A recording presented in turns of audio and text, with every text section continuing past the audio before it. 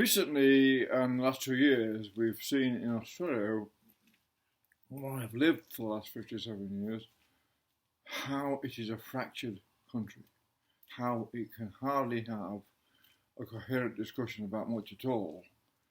And this is the intrinsic weakness within this nation of Australia, because they showed by closing the borders, we have to ask, is it a country at all, or is it just a series of states with governments that have power unto themselves and actually ignoring the constitution that overrides the federation and makes it the Commonwealth? Is it any longer a Commonwealth, or merely a bunch of states but rely on the Commonwealth tax system and distribution system for their survival? But the Commonwealth cannot survive without the states. But the thing about the COVID was why it wasn't handled from some central office and coordinated through the country. That's the bit that showed that there are too many cooks spoiling the broth in Australia. And of course, any power corrupts anyone. It seems to be a very corrupting force. There are the power and contracts and whatever, how those contracts are going. But the thing about this is, right now, because of the raising interest rates, we'll get right to the point, the imminent raising of interest rates, because they say inflation is running away, and the inflation is created exactly by the people, that is the banks, already going to raise interest rates. The inflation has been created since 1996-97, when Johnny Howard won the election, and the RB started dropping interest rates to encourage speculation on housing. Now, speculation on housing is all well and good, but it backfires into democracy and destroys the democracy, or it destroys all civilizations, as done over and over again. And it's about to, or more or less, destroy many families in Australia already struggling after 2 years of COVID, and that floods and rains or whatever, already struggling to make ends meet, struggling to meet mortgage deadlines and rents, now will be hit by interest rate rises, and they have had no control or no say about this whatsoever, because the great weakness in this nation, I believe, is unable to have a coordinated conversation that resolves problems before they start. It's logical to anyone who's read Adam Smith and knows the history of civilizations and why they fall, that raising housing costs, which means raises all costs, and it raises the cost of running a country, it raises the cost of government itself, because they all want houses, nurses, police, etc., are all paid out of the taxation system or now borrowed money, and that all is going into paying inflated mortgages, because people are caught up in a sequential generational increase in housing costs, because there's never been a coherent conversation, especially within federal politics, in regards to how some housing must always be affordable for a country to also have a reasonably stable economic system. And this is the great weakness now, as Australia goes towards an election.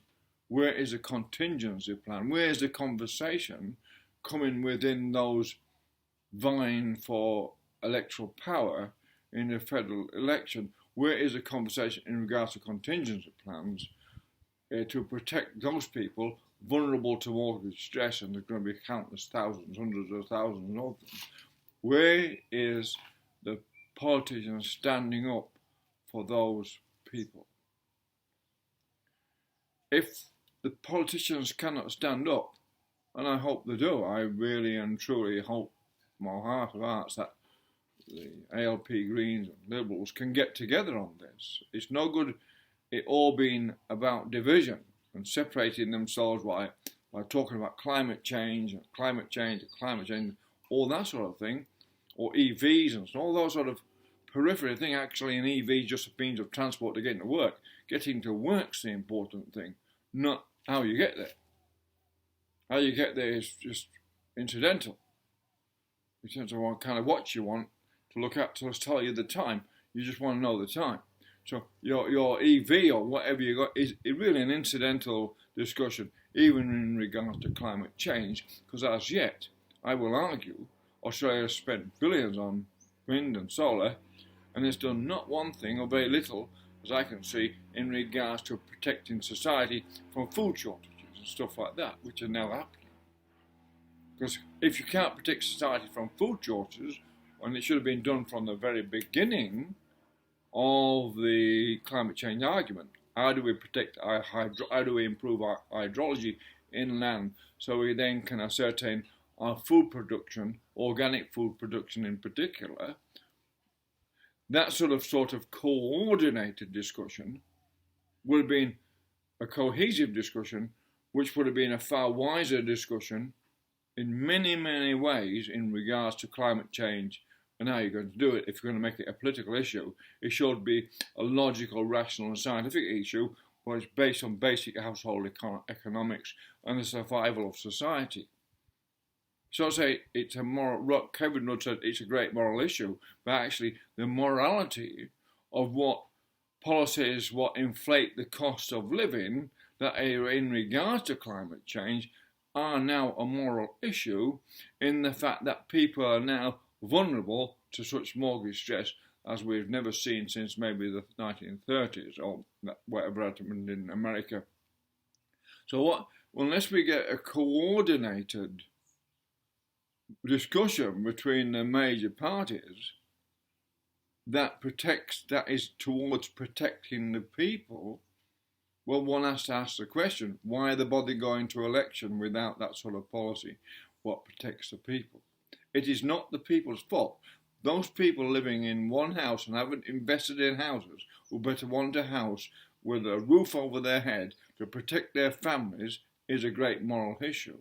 And it's the most, and when it comes to equality and the political correctness of equality, what does it mean when some big corporation can actually take all the houses off people? That is not treating people with disdain and disrespect when they have had no choice but to buy the houses at the inflated market prices that's being created by a low interest regime, which means the people are induced then to think that will go on forever, when it's obviously right from the beginning, mathematically it's faulty. It's a bad math system, in other words, that accumulates debt. But the media said, well, look, your wealth is increased because the value of the resale value or price of your house has gone up this much. But in actual fact, the real value of a home is to raise a family in it. That's its real value, is to protection and raising of a family throughout the life of that family. That ought to be how it should be in a democracy, not just a one system for all.